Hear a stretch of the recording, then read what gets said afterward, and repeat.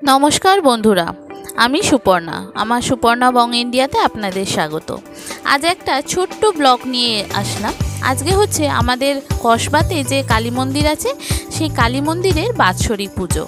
এই আজকে শ্রাবণ মাসের প্রথম শনিবার, এই শনিবার হচ্ছে বাৎসরিক পুজো আর সাথে সাথে বাবা বড় ঠাকুরেরও পুজো। তো দুটোই একসাথে হয় এই মন্দিরে।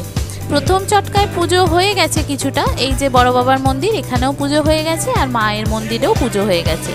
আজকে যেহেতু বাৎসরিক কাজ সেই জন্য মন্দিরটাকে ফুল দিয়ে চারিদিক সুন্দর করে সাজানো গোছানো হয়েছে আর ভোগের ব্যবস্থাও করা হয়েছে।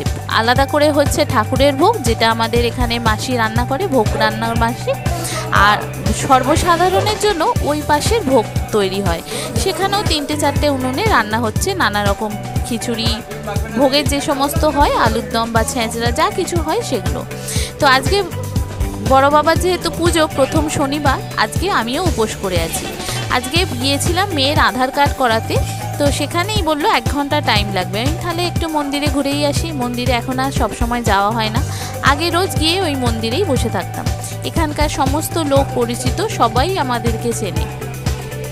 তো মন্দিরে এখানে ভোগ রান্না হচ্ছে, এই যে ঠাকুরের রান্নার ভোগ, আর এখানে মন্দিরটাকে কত সুন্দর করে সাজানো গোছানো হচ্ছে দেখুন। আর এই হচ্ছে মা, অপরূপ সুন্দর লাগছে। একটা ঘাগরা, তার সঙ্গে ম্যাচিং করা গয়না পরেছে, যেমন ঘাগরার কালার সেই অনুযায়ী সাদা রঙের গয়না। এত অপূর্ব লাগছে, মায়ের মুখ থেকে আমি চোখই সরাতে পারছি না, এত সুন্দর লাগছে। আর এই যে মাসি হচ্ছে ঠাকুর পুজোয় জোগাড় করে, মাসি মেশো দুজনেই আছে। দারুণ সুন্দর সাজিয়েছে। আপনাদেরকে প্রথমটা ঘুরে দেখাই, দেখুন এই দেখুন কি সুন্দর ফুল দিয়ে সাজানো গোছানো।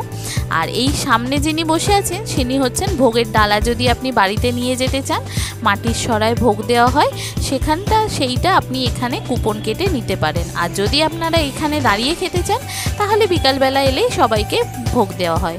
আর এই যে উনি ভোগের কুপন কাটছে।